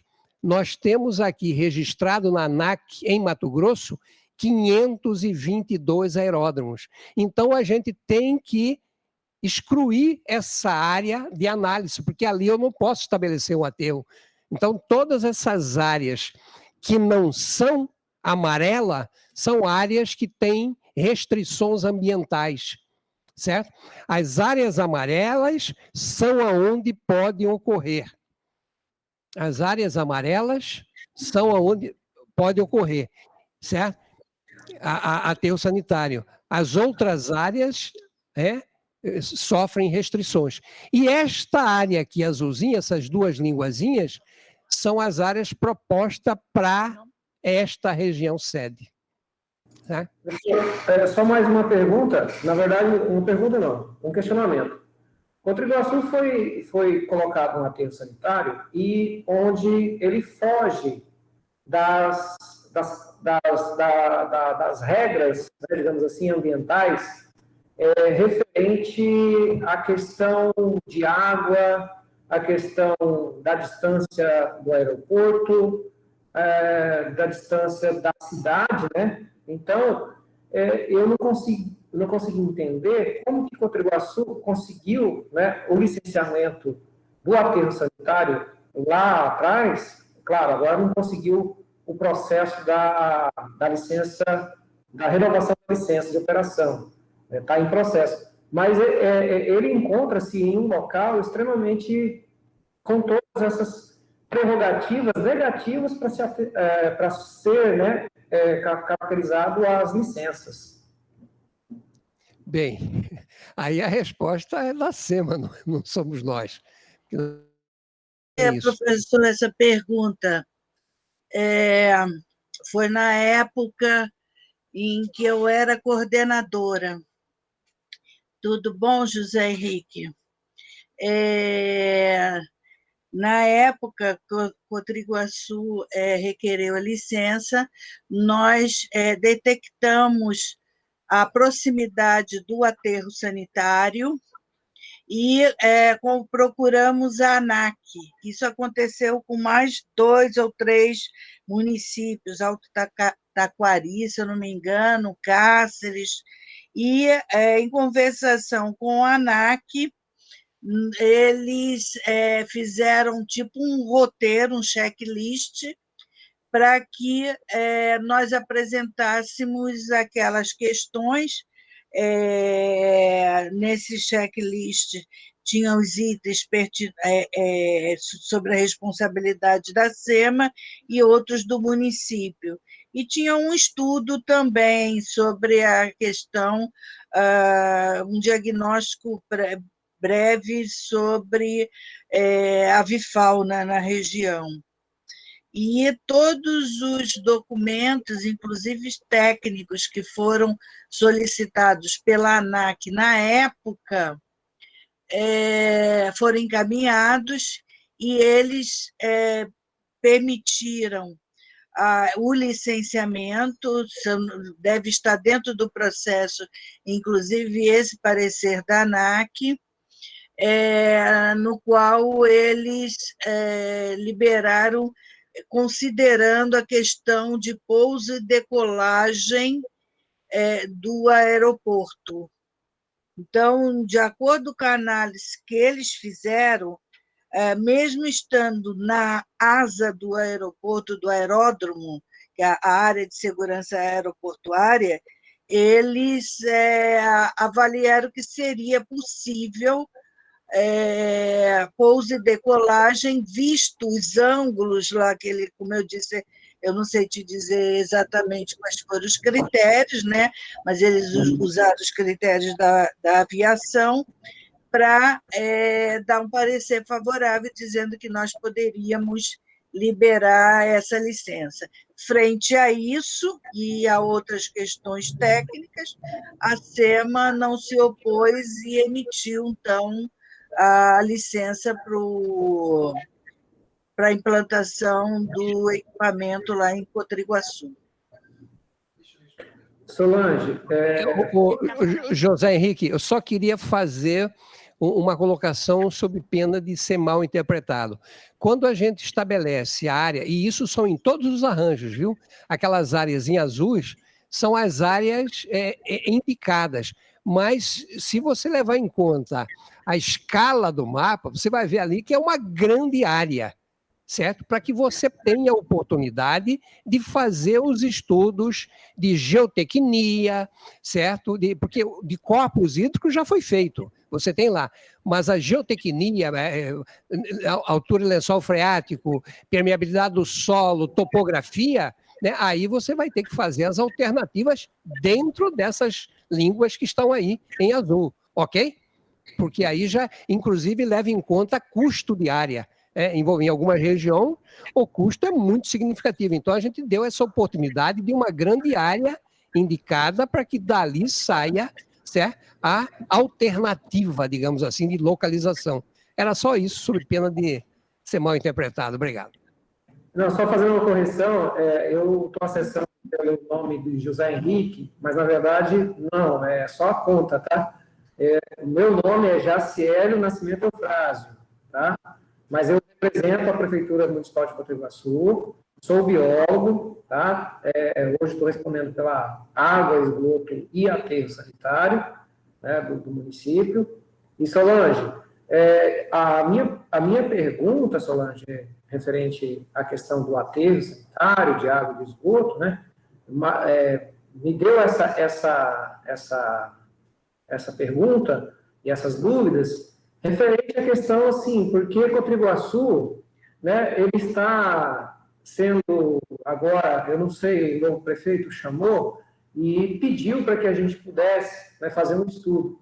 E, diante de todos esses problemas que esse aterro sanitário tem, e agora, que não está conseguindo, né, a licença de renovação da licença de operação, e diante dessa proposta que a gente está tendo agora, né, referente desse novo plano, né, de estar formalizando, se tem, a gente vai ter que fazer uma análise disso, para ver se tem a possibilidade de a gente continuar, ou então que, né, se não está a contento da lei, que a gente possa fazer um reestudo para fazer uma implantação de um novo aterro sanitário, não sei, né, se isso é pertinente ou não, e também tem que ver a questão do poder público, né, se ele está disposto a fazer esse investimento, e também buscar, né, um investimento com a FUNASA.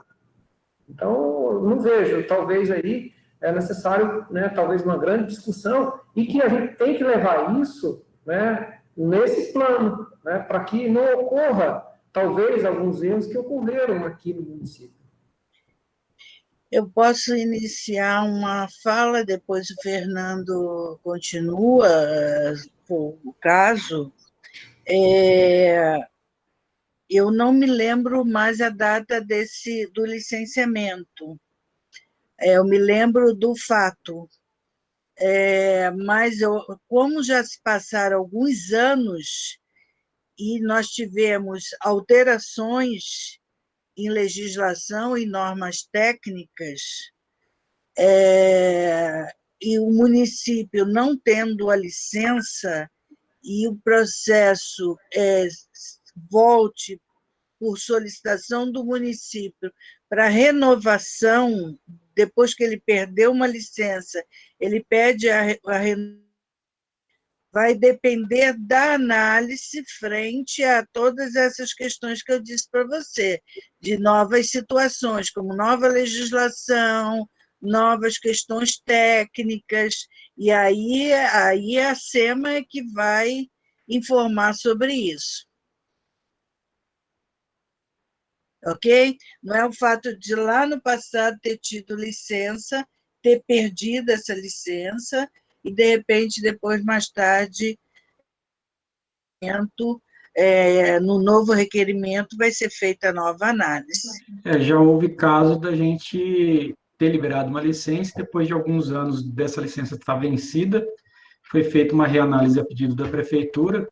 É o caso que a Solange falou, e nessa reanálise a gente viu que não era mais viável aquele estudo, e pedimos novamente vários outros estudos para poder comprovar essa viabilidade ou não do aterro. Então, não quer dizer que, se foi liberado uma vez, vai ser liberado de novo, né? Depende muito do tempo, das normas que são nesse meio tempo, são criadas e atualizadas. A análise vai ser toda atualizada, né? Mediante essas normas, tanto técnicas como de legislação, né? Então, o grande fato é não deixar vencer, né? A partir do momento que você deixou vencer, você meio que perdeu mesmo, eu acho que esse é o termo, você perdeu a licença, né? Então, aí entra com uma atualização bem grande de dados e que pode, dependendo da legislação que foi atualizada, não servir mais para aterro sanitário.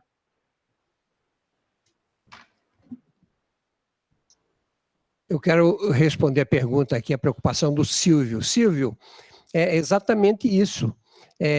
Despertar dos catadores esse interesse. Mas eu quero ir um pouco além. Quer dizer, para que a gente deslanche um programa de coleta seletiva, como eu disse antes, primeiro tem que ter participação da comunidade. E para que haja participação, tem que haver um bom programa de educação ambiental, certo? Mas o poder municipal tem que saber que não basta só incitar interesse dos catadores. Eles têm que estar organizados, eles têm que ter infraestrutura. Se tiverem deficiências, têm que ser capacitados. Quer dizer, a prefeitura tem que ter pessoal capaz também para fazer esse serviço, né? Que conheça o problema dos catadores, que possa... Isto é uma discussão mais complexa para que a gente não incorra em erros. O nosso país, nós temos um sem número de programas de coleta seletivas que não tiveram sucesso. E todas elas têm os seus porquês. Então, cabe a quem estabelece um programa desse, porque o insucesso é extremamente didático, viu? Ao contrário do que possam pensar. O insucesso é extremamente didático. As pessoas têm que conhecer que existem propostas que elas já nascem fadadas ao insucesso. Então, essa coisa é um métier de quem conhece o problema, né? Às vezes, a pessoa, com a maior boa vontade, o município possível, propõe programas, mas programas que se tornam inviáveis. Então, é preciso também um pouco de reflexão em relação à questão da viabilidade desses programas todos. E através da viabilidade desses programas, né, professor, e da organização dessa parte de recicláveis no Estado, com certeza será um chamariz para as indústrias virem e terem maiores indústrias no Estado para reciclagem e tudo mais, e não ter essas distâncias absurdas para levar o reciclado até as indústrias, né, que como o senhor mesmo falou, acaba virando rejeito por fator econômico, né, de não conseguir tirá-los do município e levá-los até a reciclagem. Só um exemplo, quando nós trabalhamos os planos municipais de saneamento, nós visitamos quase a totalidade dos municípios, né, ali do Araguaia. Um sem número de municípios do Araguaia tinha catadores, não tinha programa de coleta seletiva, mas tinha catador no lixão. E todos eles comercializavam os seus recicláveis com Goiás e não com Mato Grosso, em função da logística. Era muito mais interessante, eles tinham melhor preço, porque andavam menos para vender para Goiás. E aí é importante, né, o Silvio fala da logística, e nós também fizemos um levantamento das associações e cooperativas de catadores existentes, qual é a situação dela, até amanhã a gente vai ter esse assunto abordado de uma maneira mais direta com o pessoal dos catadores, com a defensoria, mas a ideia foi exatamente tentar mapear isso, quem está, aonde está e como está, né? Então, um dos objetivos do plano é a gente poder espacializar e saber quem está operando, né, nas regiões e como eles estão. Também o trabalho do plano foi pesquisar com as associações cooperativas qual era a situação dela, quais as dificuldades encontradas. Falta estrutura, não tem área, falta equipamento, qual é o problema que ela encontra? Porque exatamente quando o professor fala que a gente tem que ir aprofundando, porque o problema é complexo. Você não tem uma solução, não é só ter um aterro e tudo vai estar resolvido, não vai estar. Porque nós temos que mudar toda essa lógica que funciona, esse modelo que funciona, né? Então, e isso precisa do planejamento e precisa conhecer essas potencialidades, né? E quando a gente fala, todos os membros da cadeia, todos os atores envolvidos nessa cadeia. Nesse projeto, nós levantamos cada produto que está previsto na lei, que deve ter a logística reversa implementada desde o produtor, o gerador, até a entidade gestora, os intermediários, quem faz esse fluxo, essa cadeia acontecer. Se eu não conheço isso, dificulta muito a solução dos problemas, né? Então, nós não estamos falando de algo que é simples, gente. A questão da logística reversa também é algo que está sendo discutido no país, né, nacionalmente, e para que a gente também possa conhecer e como, no caso, em que produtos os catadores podem estar inseridos. Eles não podem estar inseridos em todos os produtos, que tem produtos perigosos, não pode, mas alguns eles podem. Como pode ser potencializado isso, né? E hoje nós temos aí também aqui no Estado, a gente vê como uma grande oportunidade o Ministério Público Estadual olhando e buscando ajudar nessa articulação. Então, a gente vê com muito bons olhos dos órgãos de controle, dos órgãos, aqueles que estão aí para a cobrança, fazer o controle, também se posicionar como podemos solucionar isso, porque não é uma questão fácil, mas ela precisa ser encarada. Então, o planejamento é o início disso, e nós temos no estado de Mato Grosso uma situação muito boa em relação aos demais estados. Nós temos os 141 municípios, né, 140, faltando um, que tem plano de saneamento dos 4 eixos. Isso mostra, né, que há um planejamento. Então, vamos olhar para esse planejamento e vamos buscar cumprir as ações que estão estabelecidas, que também não são camisa de força que ninguém muda. Não, mas aqui os prefeitos presentes, nós temos um documento, nós temos um norte, estabelece ações por tempo, a curto prazo, médio, imediato, curto, médio e longo prazo. Então, nós temos que absorver isso para buscar essas soluções. O Estado, quando o Estado entra para fazer um plano estadual, ele está se colocando nesse jogo, né, para ajudar a apontar esse caminho. Então, já é algo muito positivo. Agora, temos que conversar sobre isso, temos que falar, porque as especificidades, as complexidades são grandes, né? Exemplo que nós mostramos é que 18% dos municípios estão destinando o seu resíduo para os aterros. Que coisa boa, mas não resolve se tiver indo tudo. E o percentual que retira de reciclado é muito pequeno. Um ou outro município está fazendo uma ação, mas ainda é pequena.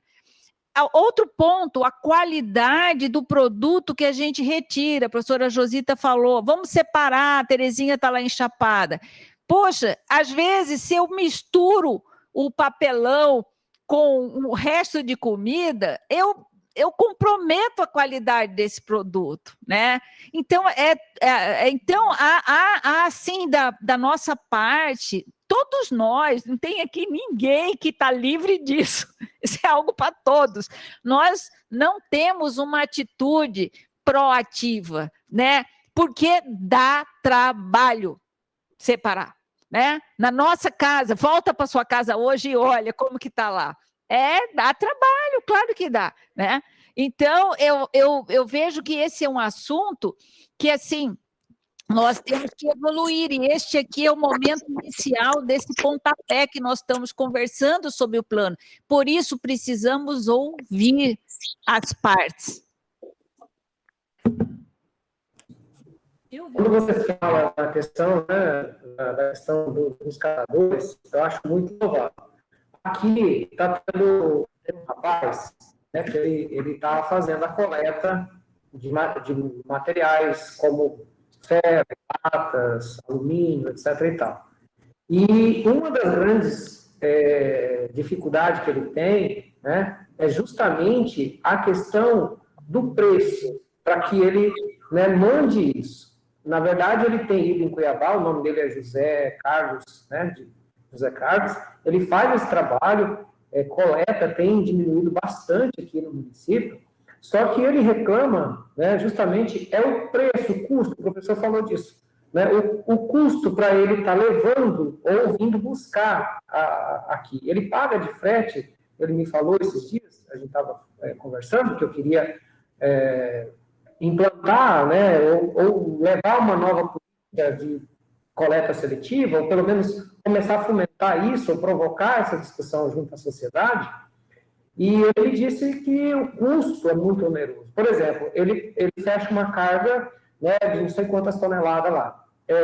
O frete custa, para ele vender isso a Cuiabá, entregar em Cuiabá, 5, 6 mil reais. Aí ele disse assim, que praticamente todo o lucro que ele tem, né, ele fica no frete.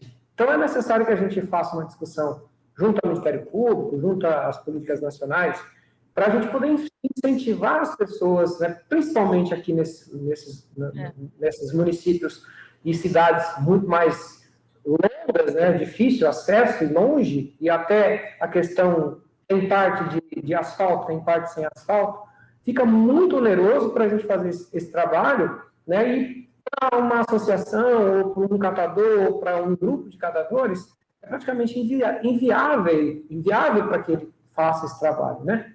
E eu acho até muito louvável o que ele está fazendo aqui. E ele falou para mim que o lucro dele, de tudo, às vezes ele forma lá uma carga de 20, 30 mil reais, o que sobra para ele em torno de 1.000, 1.200, 2.000 reais no máximo, né?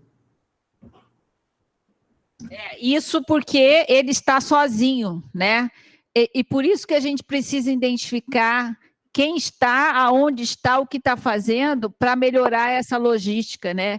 E, inclusive, temos conversado nessas reuniões com as entidades que fazem isso, e também esse pensamento, né? Como melhorar esse transporte, como poder consorciar também, né? Porque a gente está falando em consorciar aterros, mas a gente pode ter operações consorciadas de transporte que facilite. Então, mas eu só vou fazer isso se eu conhecer a realidade e o problema do seu Zé, né? Que está ali, né? E precisa ser identificado. Por isso é o nosso trabalho de saber o quanto vocês produzem. Nós enviamos para todos os municípios um questionário e perguntamos isso, né? A devolutiva foi pequena, mas não tem problema. É importante, a gente quer conhecer essa realidade e mapear isso, porque aí você pode pensar, aqui consegue coletar tanto desse material, aqui tanto, e você consegue enxergar isso e propor alternativas, porque nós temos que pensar que no plano agora é olhar o problema, mas depois ele vai propor alternativa. A alternativa não é o que está na nossa cabeça, a alternativa primeiro é que a gente conseguir espacializar e enxergar juntos, né? Então, acredito que é por isso que nós precisamos mostrar os problemas, né? Esse é um grande problema mesmo, né? Mas, assim, acho que se a gente construir um plano onde a gente olhe também, né, e traga as responsabilidades e também consiga ajudar essas pessoas, né, nós vamos estar fazendo um grande feito, né, ao meio ambiente e às políticas nacionais, né, de resíduos. Normalmente, um programa de coleta seletiva, mesmo numa cidade, ela tem essa possibilidade de flexibilidade, ela não precisa ser instalada em toda a cidade. E isso vale para o Estado, tá? Nós não precisamos instalar em todos os estados, nós podemos ter escolhas de estruturas bem planejadas em determinadas regiões, até para que a gente veja como funcione, conhecer melhor as dificuldades e buscar soluções, porque é um processo dinâmico esse, e às vezes existem mudanças muito significativas, e com certeza aqui no estado nós teremos, por exemplo, a hora que a gente melhorar a infraestrutura rodoviária, né? Porque isso é um problema também, o transportar, o frete, essas coisas, né?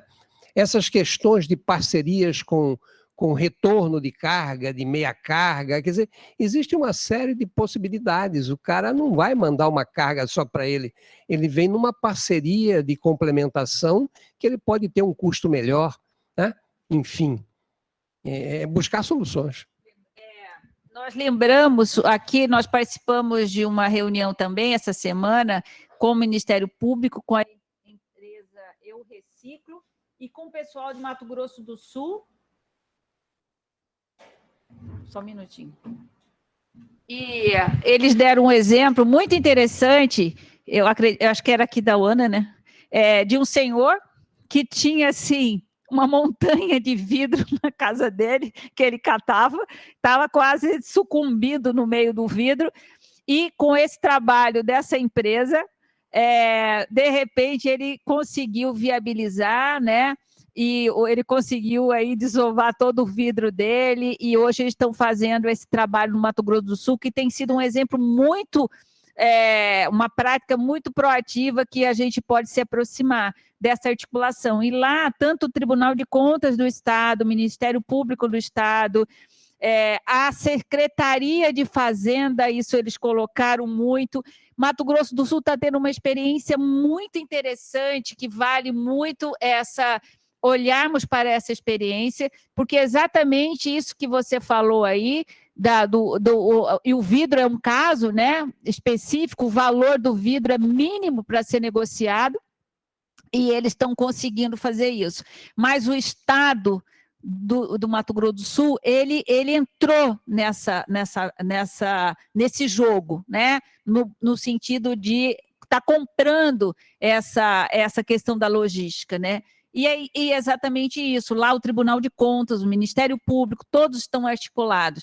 Aí ele deu o exemplo, é fácil para o Estado controlar a fábrica da cerveja que é daqui, mas e a cerveja, e as bebidas que entram de outros estados? Então, a Secretaria de Fazenda acompanha, então isso está sendo feito, e essa entidade, Eu Reciclo, já tem cadastrado 3.400 empresas, né, Paulo? E já conseguiram coletar 12 mil toneladas em 3 meses de processo.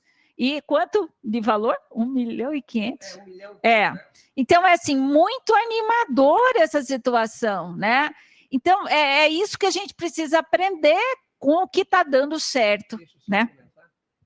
Complementando o que Eliane está dizendo, é que Mato Grosso estabeleceu uma legislação que obriga todo o comércio de embalagens, todo produto embalado que chega em Mato Grosso do Sul, certo? O fabricante é responsável pelo resíduo, pelo resíduo gerado. Então, eles agora estão promovendo lá, em função dessa legislação, esse retorno. E por isso mesmo, como é que chama o pagamento? Eles dão um nome. As empresas pagam pela coleta do seu material, certo? Elas pagam.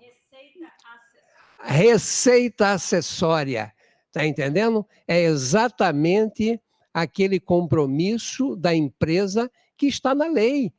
Os grandes geradores de materiais recicláveis são obrigados, são responsáveis pelo seu manejo. Então, essas empresas estão com toda uma estrutura em Mato Grosso do Sul, certo? E pagando o retorno desse material para eles. Tá? É uma coisa extremamente interessante que está acontecendo em Mato Grosso. Já tem em outras partes do Brasil, certo? Mas a gente agora criou um grupo de trabalho exatamente para aprender um pouco dessa experiência em Mato Grosso do Sul. A SEMA, inclusive, está, em função disso, aqui está estabelecendo esse grupo de trabalho. Bom, a gente não sabe aí se teria mais alguma pergunta, observação.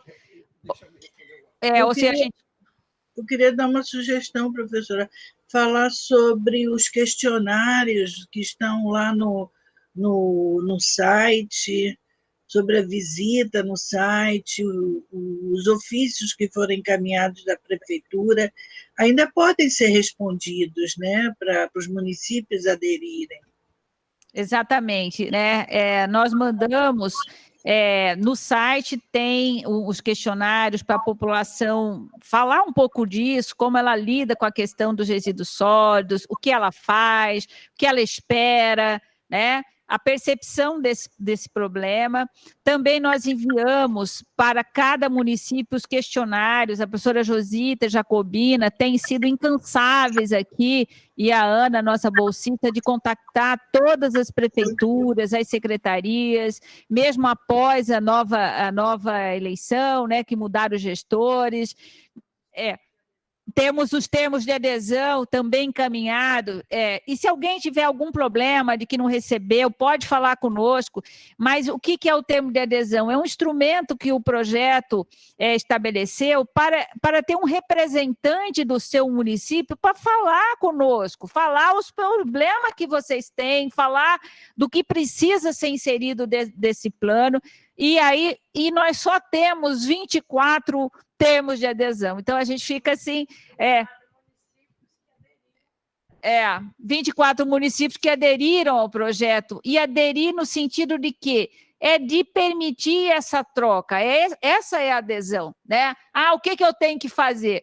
Você só tem que manter informado de como vocês fazem, os dados de vocês, né? Como vocês estão organizados, quais são os seus problemas, isso que é adesão, né? Então, está lá no nosso site, temos os questionários, temos o canal no YouTube, que é possível vocês verem quanta coisa boa de logística reversa foi discutida com as entidades gestoras, né, de todas as cadeias, quer dizer, tudo não, mas de tudo que a gente conseguiu reunir, né? E agora nós estamos nesse momento... Não é que paramos as webinários, mas lá o momento era de colher, agora é o momento de mostrar o que nós fizemos, entregar e receber de vocês a crítica, a contribuição, né? E voltar.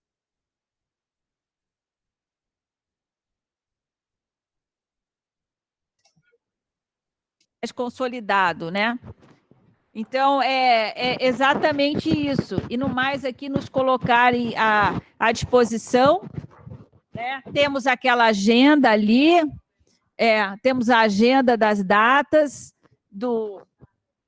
das audiências, do dia 12 ao dia 16 de abril, né? Esse documento... dessa etapa, desse documento provisório, vocês vão receber, está disponível no nosso site na segunda-feira, com um questionáriozinho de avaliação para vocês darem a contribuição de vocês, e isso tudo será recolhido, retrabalhado e produzido um novo documento panorama para ser levado à audiência pública, né? Então, esse tempo, né, que a gente tem de ficar batendo bola, conversando com vocês, recebendo as contribuições e processando isso dentro desse documento maior, tá? Então, no mais, eu acho que é isso daí, e colocamos à disposição. Estaremos, gente, todos os dias nessa agenda, que amanhã de manhã, estaremos aqui falando com o grupo de catadores, Defensoria, Ministério Público. Na segunda-feira, estaremos falando com o pessoal específico, né, de ETAs, ETs, as prestadoras de serviço de saneamento. Então, vocês se sintam à vontade, os municípios, para participarem de todas as reuniões, porque elas vão ter um foco mais específico. Resíduo da construção civil, resíduo de mineração, resíduo de saúde. Então, as reuniões temáticas, elas são bem, assim, focadas da logística reversa, né? Mas vocês se sintam à disposição para participar, porque você pode falar lá do seu município do problema do resíduo de saúde, você pode falar do seu município do problema do resíduo da construção civil. Eu vou falar do problema do lodo da ET, de ET, que está dando confusão. né? Então, nós temos muito aqui, está no nosso no chat aqui, vocês podem entrar, também a programação, né? A gente põe aí, e nós vamos estar até o dia 3, todos os dias, manhã e tarde, falando com cada grupo desses. Eu não sei se nós vamos ter voz até o final, mas nós vamos tentar. Né, Fernanda? Até o final, não sei se vai sobrar muita coisa aqui. Porque não, mas vai dar certo. 2 reuniões por manhã, 2 de tarde. Não sei se vai sobrar. Mas então tá, é isso daí, gente. Obrigada aí, viu?